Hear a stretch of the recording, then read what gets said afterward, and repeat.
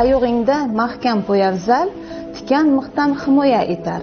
Ish joyida tartib bo'lsa, baxtsizlik ham qochib ketar. Ishga kirding kiygin kaska, bu behuda maqtov emas. Boshing omon bo'lsa agar, xatti harakat bekor emas. Ogoh bo'l deb turar belgilar, har simda bor ajal sharpasi. Kalish qo'lqop bo'lsa yoningda, bu sog'liqning bosh kafolati. Maxsus kiyim sening qalqoning, asrar seni olov, zahar va cho'g'dan. Har qoida tilla bilan teng, asrar seni jabrlanishdan.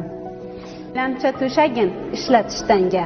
Bo'lsin asboblaring izolyatsiyali, xavfsizlik texnikasi unutgan inson bo'lib qolar bir kun afsusli. Zaharli gaz va chang va g'uborlar o'pkangga bermasin og'ir bir shikast. Respirator taqqin, niqobni kiygin, salomatlik senga eng oliy maqsad. Texnika xavfsizligi hayot mezoni. Qoidaga amal qil, asragin jonni. Shoshib ish qilma uylab bosqadan, seni uyda kutar oilang, onang va otang.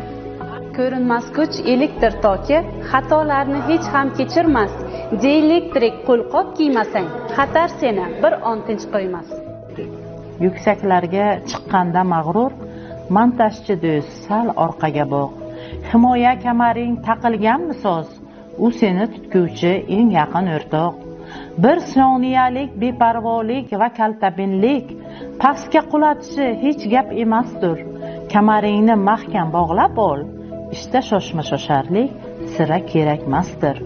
Uyingda kutarlar intizor bo'lib, farzanding sog' omon qaytsin deganlar, texnika qoidasini buzmagin aslo. Uyingga har doim qaytgin sog' omon.